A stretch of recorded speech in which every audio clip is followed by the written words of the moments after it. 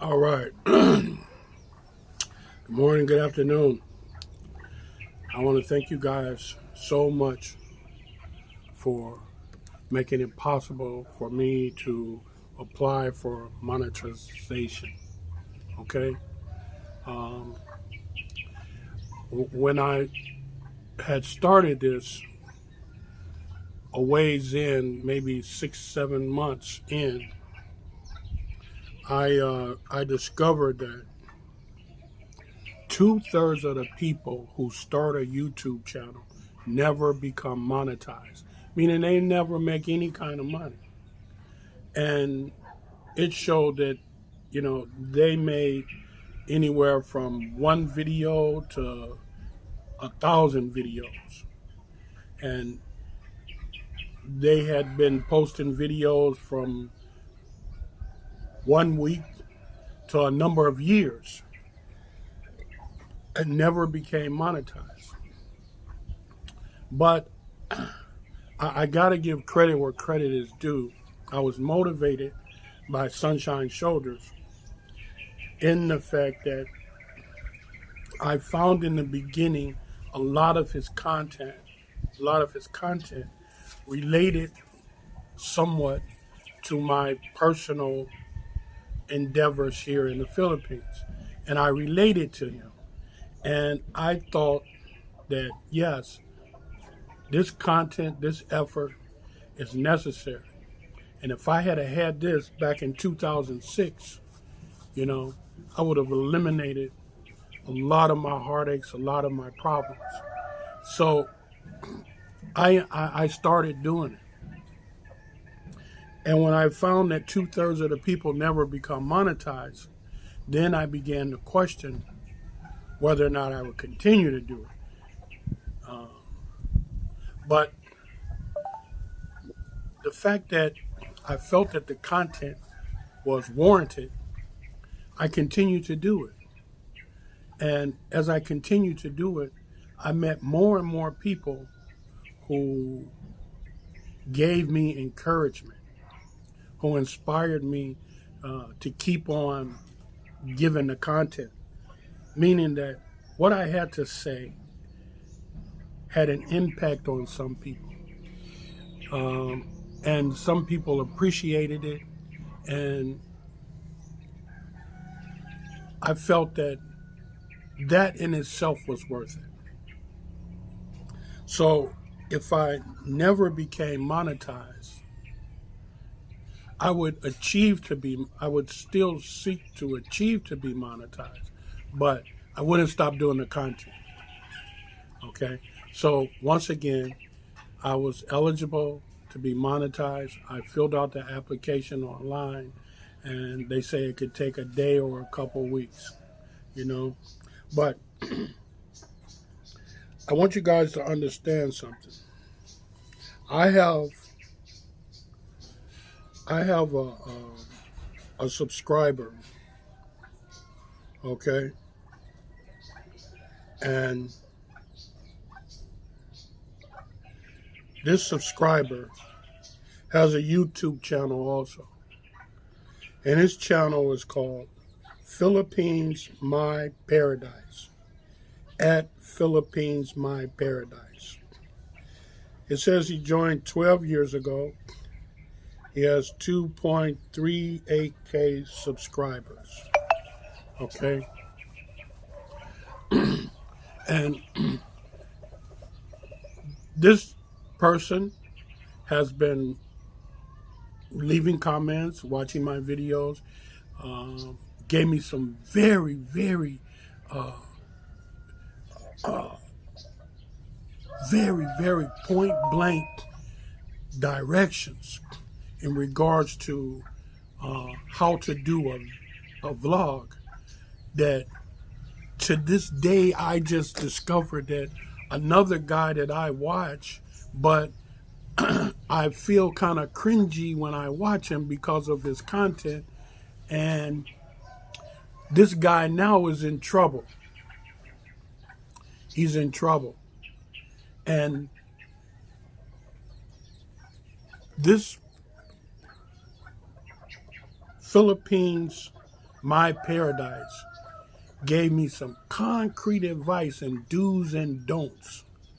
And I said, man, this seemed pretty strict here. So I looked them all up.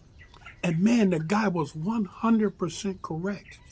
Everything he told me to do or don't do was like, hey, you shouldn't do this. Or if you do this, this is what you have to do if you do this, etc., etc. And I mean, it was like his advice after watching one of my videos or two of my videos. He said, don't do this. I said, okay, wonder why he said that. So I looked into it. He was 100% right. I followed his instructions ever since. Anything he suggests to me, I follow. Okay? Philippines, My Paradise. Here's why I'm giving him a shout out. Here's why I'm talking about him. Because when I put out in the universe that I wanted to get monetized, and in order for me to get monetized, I needed watch hours and I needed subscribers. Well, Philippines, My Paradise, he was already a subscriber. But if you go to any of my 500 plus videos, you will find that Philippines, My Paradise has not only watched the video, but he has watched it several times and he has commented several times on all 500 plus of my videos. Why? Because his comment says that he supports me. And so his effort to support me was to help me get monetized. The way to help me get monetized was to get me watch hours. And man, oh man, for someone to have that much commitment is a godsend. I hope I keep this person in my ranks. I hope I don't do anything or say anything that will cause this person to fall out with me or view me in a different way, because I respect him for simply what he's done for me. And if you guys can, I appreciate it if anybody could just go to his channel and give him a shout out. And this is a heck of a person. Okay? I can't explain it. Okay?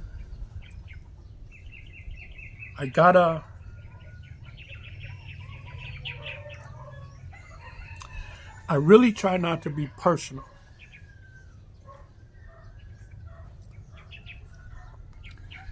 But gotta be personal. Couple of reasons. Okay? Death in the Philippines. While you're in the Philippines, you're going to possibly die. People you know back in your hometown is possibly going to die. People here in the Philippines that you know is going to possibly die. Death escapes no one. Every soul will taste death. Me, you, everyone will taste death at one point in time.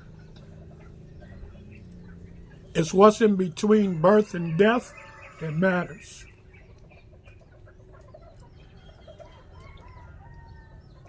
What you do in between there is what counts. And if you spend the majority of your time trying to help your fellow brethren, whatever it is in this life that you want to achieve, whatever it is in this life that you aspire, it will be yours. Just that simple. In some shape, form, or fashion. Or you will get the reward in the hereafter. I'm not telling you no pie in the sky situation. What I'm telling you is that some things you will get here, some things you will get in the hereafter. Okay? But your efforts will not go unrewarded. So, we all need to prepare for death. All of us. And if you're in the Philippines, you not only need to prepare for your own death, but you need to be prepared for the death of your loved ones back wherever it is you come from. Me, I came from the USA,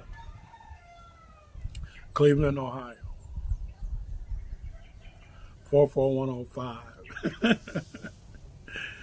44105, okay? So,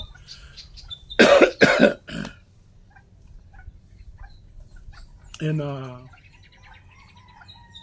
sad but happy, sad but rejoiceful,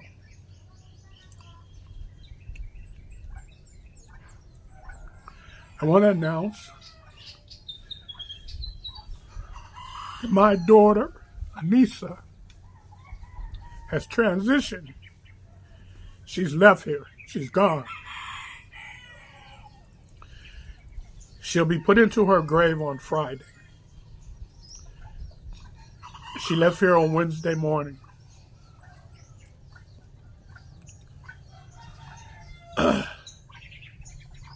I call her my baby.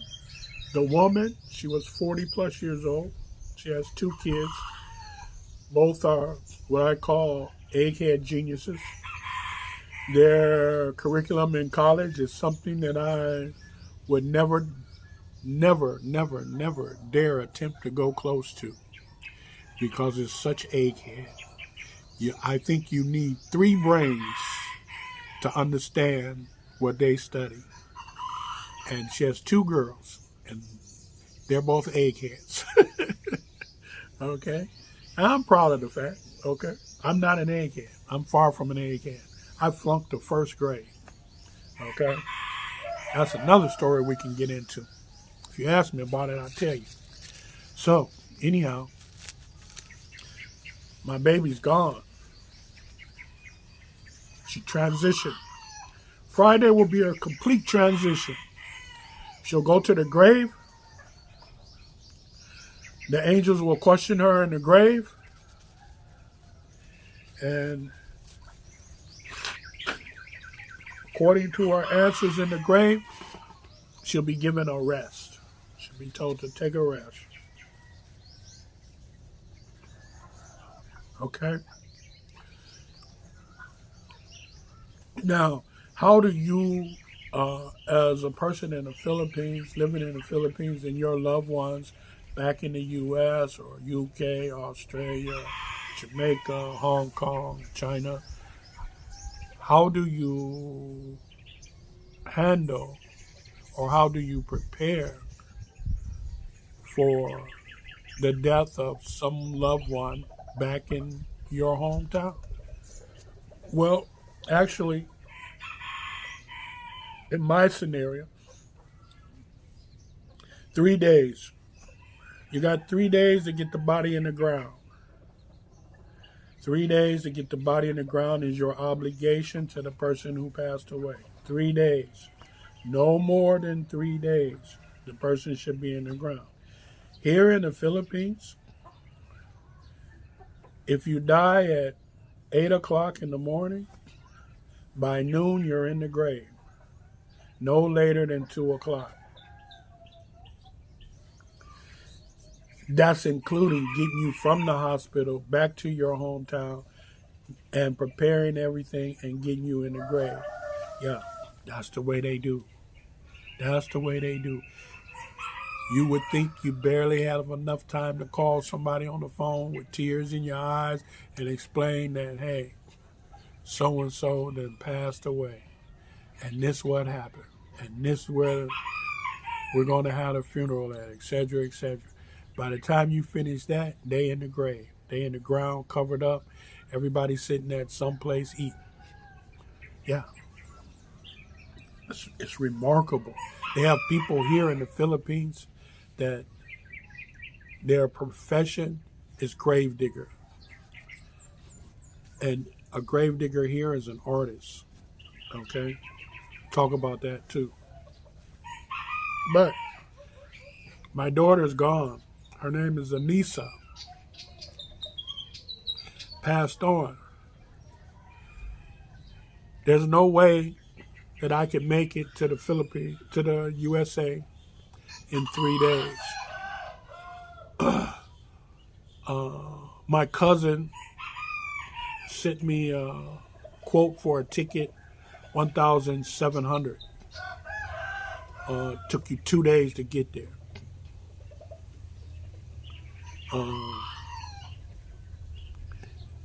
16 hour layover. So it was just out the question. So what do you need to do? Number one, you need to plan for what that ticket might cost you. You need to plan $2,000, $3,000 for transportation. Okay?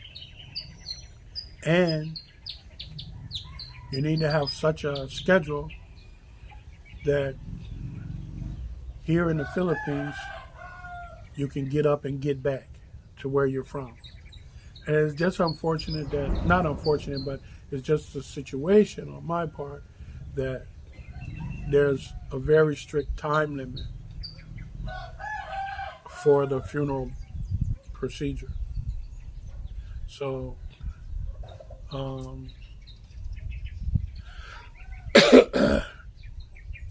that's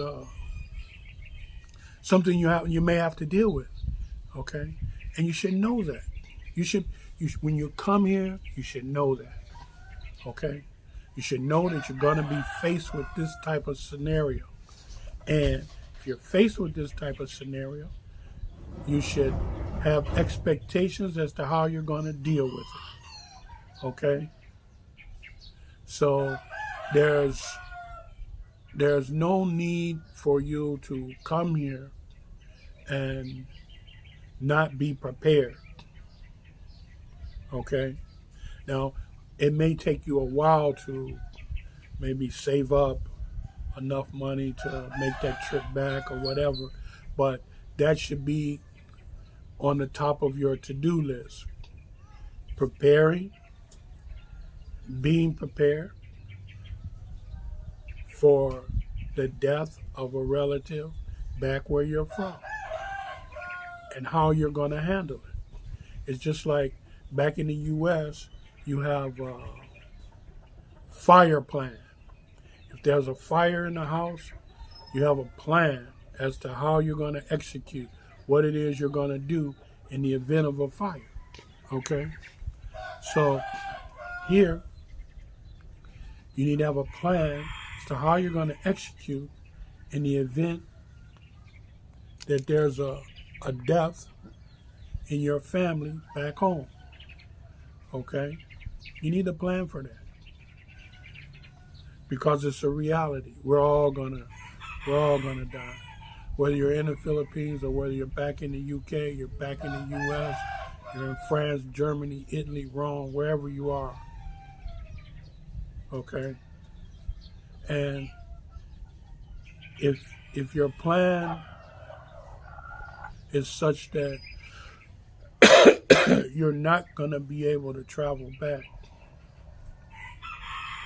then you'll have to be able to reconcile that emotionally with yourself and with your family back home, okay? Because some may view it as you've abandoned them, or some may view it as you don't care. Everybody could have their own opinion and interpretation as to why you didn't show up to so-and-so's funeral. So you need to be able to have this reconciled ahead of time, you know? So you need to have that talk with your loved ones that, hey, this is my scenario, this is how things goes, and in the event that somebody dies, maybe or maybe not, I can make it back. Maybe it's going to be on a case-by-case basis, you know? Maybe one person died, you made it back this year, and now turn around 6 months later, a cousin dies or auntie dies, whoever. So you're going to have to be able to reconcile that, hey, I can't make this one. You need to explain to them, what, you have to go through in order to make it back there. Something that you have to deal with. Why? Because it's gonna be a burden on you. It's gonna be a burden on you unless you have reconciled it, unless you have found a solution for it. Okay? And if you don't find a solution for it, you're eventually gonna have to deal with it. So, again, I want to give big thanks to Philippines, My Paradise. That person has thoroughly made a believer out of me. Someone I hope and I cherish their friendship, and I hope I never do anything that would make them not want to be associated with me and my vlog. And I mean that from the bottom of my heart. And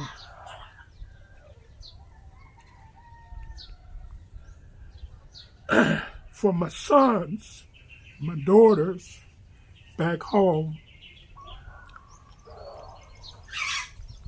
right? Because that's their sibling. Anissa is their sibling.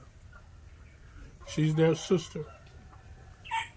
She's their second oldest sister.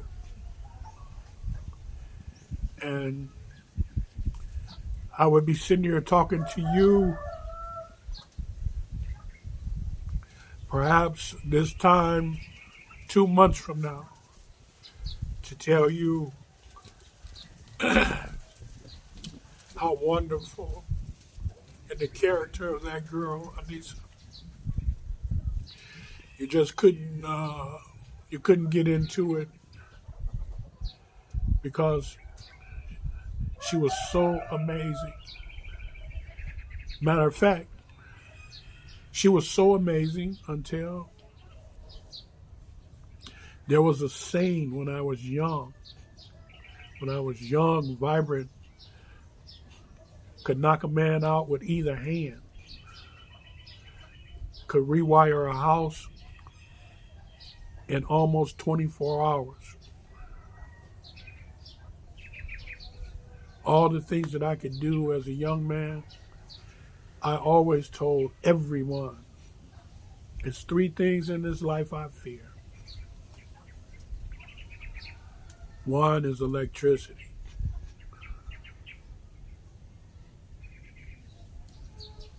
Everybody know about electricity. Electricity can kill you. You hook it up the wrong way, you burn a house down. Kill somebody else and yourself. The number 2 was, I used to say, the man that sit on that bench downtown, the judge. I was always in fear of the judge. Why? Because the judge got the power of life and death over you. Okay?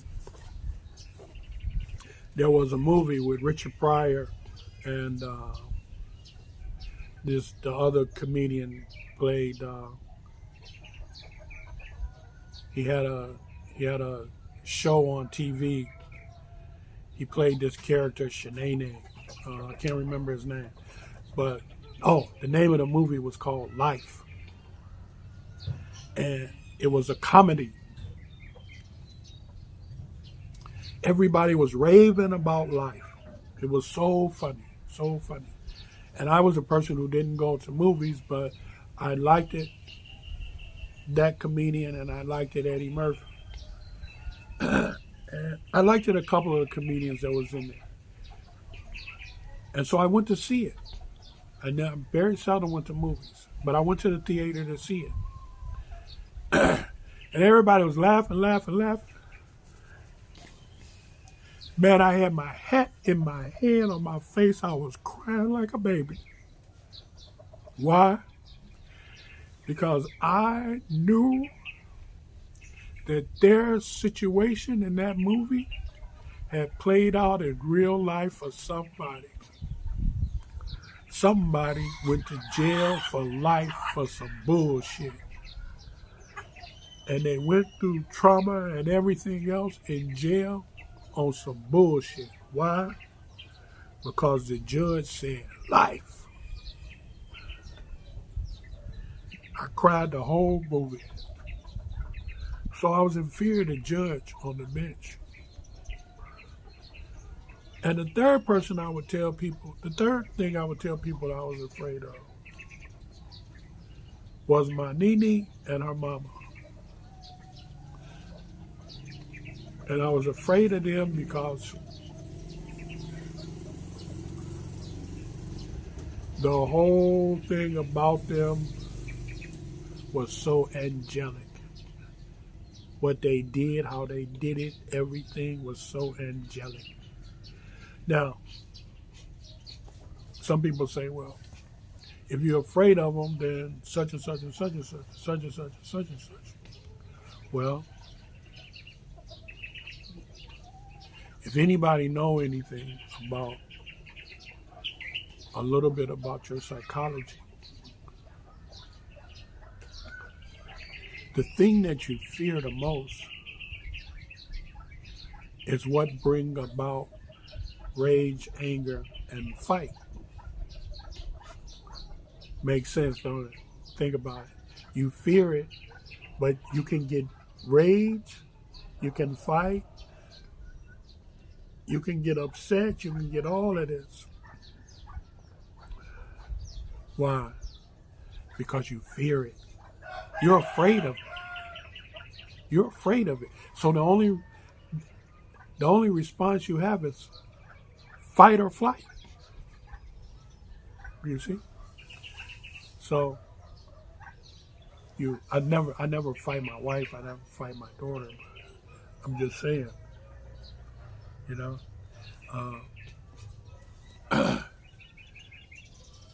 I've had some choice words from my wife, but I never fight. But anyhow, that's what I used to say.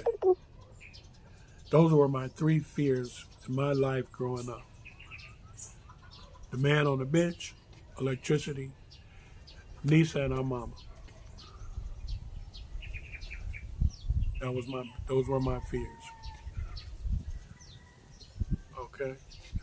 And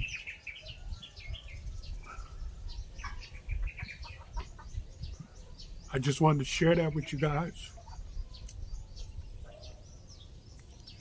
Let you know death is real.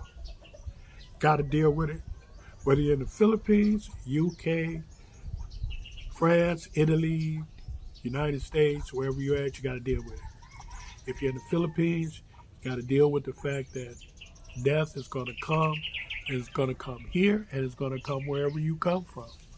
So you got to be prepared to deal with it. Okay? Yeah, I call this God's country. Okay? Paradise. It is. Philippines, my paradise. It is. But you still have death. Even though you're on paradise on earth, we all have to leave here. And if you're in the Philippines, it's kind of special because you got to deal with it not only here but abroad. Okay? So prepare. Prepare yourself. Don't be caught off guard. Always prepare yourself. And always live your life knowing that any minute, any day could be your last. You see? Any minute, any day can be your last. We never know what time is going to be our time. So we always need to be somewhat conscious of that. And I'm going to give you a secret too. I'm going to say this and I'm going to get off. I'm going to give you a secret. The contemplation of death is a successful method. Contemplation of death is a successful method. To contemplate death is a successful method to becoming a better human being, to becoming closer to your Creator. The contemplation of death is a method to become a better human being and to become closer to your Creator. Contemplation of death. If you never contemplated death, try it. Contemplate the reality that tomorrow, the next minute, the next second, you will not exist. Contemplate the grasp of being dead, lying in your casket. Now, you see here, I'm going to show you something. You see this guy here? He knows better. See? He's going to get up there and he's going to eat my vegetables. Right? He's going to climb up there and he's going to eat my vegetables. And he knows I don't have that. Or he may be teasing me because he hear me talking. Yeah, and I haven't gave him no food. Normally if I come out here and I stay in this area, I'll throw them some food. And so they're gathering up over here because they hear me talking over here. So I'm going to give them a pass on that. I'm not going to accuse them of trying to eat my plant. But anyhow, good people, take care. God bless. Know that I appreciate and love each and every one of you. Okay? I think today was a needed topic. If you're not a subscriber, man, go ahead and subscribe. It don't cost you nothing. If you're a subscriber, tell your friends about it. Okay? God willing, very short period of time, I'm planning, hit the road. But hit the road, I'm going to show you guys some of the beautiful stuff in Mindanao first. I'm going to show you Mindanao, show you some beautiful stuff here. Okay? So by the time the weather cools off, maybe 50 of you guys will be here. We'll go somewhere on the beach or go somewhere to a resort and we'll eat up all this good food, man, and chit-chat. Okay? God bless. Take care. Love you.